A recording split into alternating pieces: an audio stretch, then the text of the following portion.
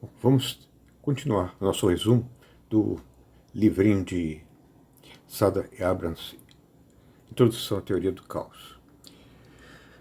A teoria do caos realmente começou em 1963, quando um meteorologista, Edward Lorenz, usava um computador ainda primitivo para prever o tempo no mundo.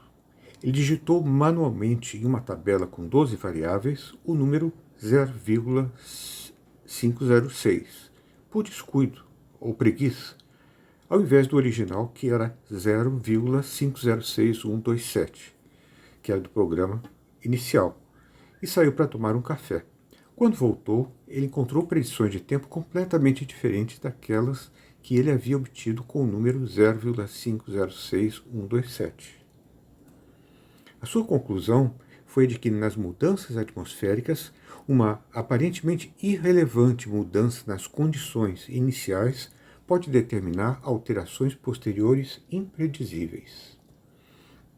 Essa é a ideia popularmente apresentada na história de que, segundo a teoria do caos, o bater de asas de uma borboleta no Amazonas poderia produzir um tornado no Texas. Isso é uma ideia de Lawrence, o chamado Butterfly Effect. E como ele escreveu, dois estados diferindo por quantidades imperceptíveis podem eventualmente evolver em dois consideravelmente diferentes estados. Se houver qualquer erro na observação do presente estado, em qualquer sistema real tais erros são inevitáveis, uma previsão aceitável do estado instantâneo em um futuro distante pode ser impossível. Um exemplo. A paisagem era assim. Retiraram dela o pequeno rato canguru. Pensavam que, 10 anos depois, as formigas tomariam seu lugar. Ao invés disso, a paisagem se tornou assim como está embaixo.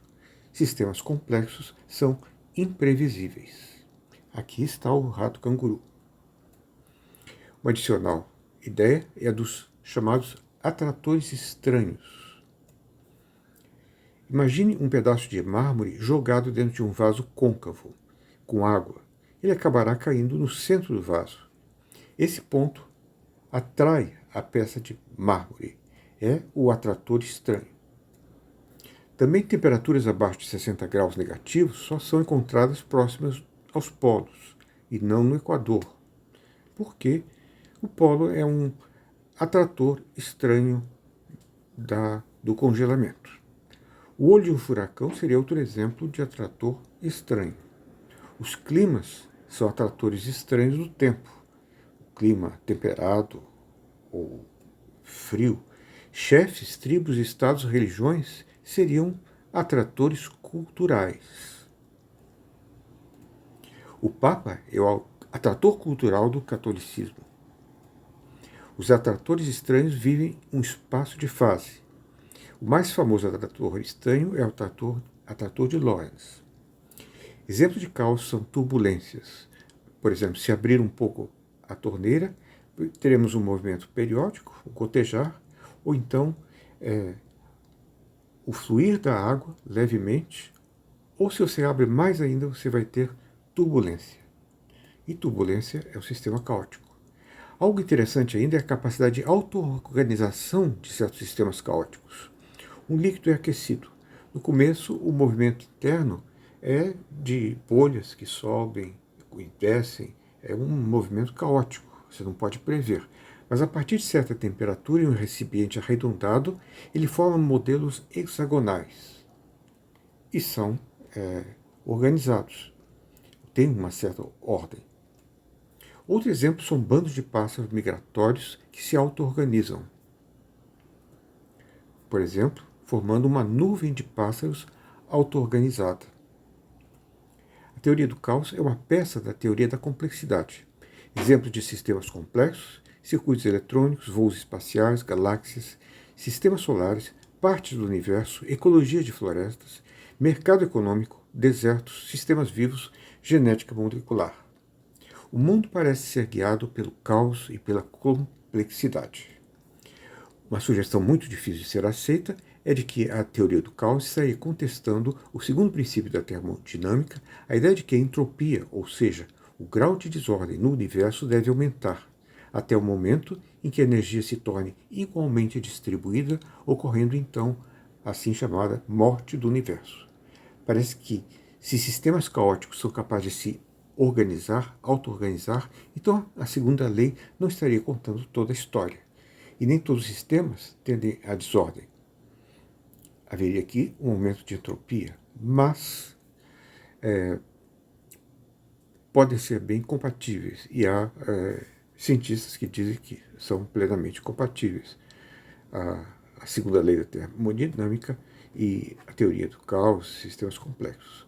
Pois os próprios seres vivos, os seres humanos e mesmo o mundo social construído por nós, são organizações complexas que funcionam de uma maneira a se aumentar a entropia do universo. Nós estamos aumentando tanto que ameaçamos destruir o planeta. Em muitos casos, um sistema caótico continua caótico, mas em alguns outros se reorganiza. Trata-se, como já dissemos, de uma auto-organização, do assim chamado anticaos. Como surgiu a vida? Emergência, organização. Estaria o fenômeno da emergência contradizendo a evolução meramente casual dos organismos vivos postulada por Darwin? Espero que não. Caos também se aplica em nível quântico. Elétrons submetidos a um campo magnético fraco continuam em suas órbitas. Se submetidos a um campo magnético forte demais, eles passam a se mover ao redor das linhas magnéticas. Mas quando submetidos a um campo magnético intermediário, eles passam a se comportar de modo caótico. As cidades são espelhos da sociedade e da cultura em geral. Grandes cidades são exemplos de sistemas complexos que podem incluir caos. Elas incluem propriedades fractais. São as chamadas cidades fractais. Esse aí não é a melhor foto que eu tenho.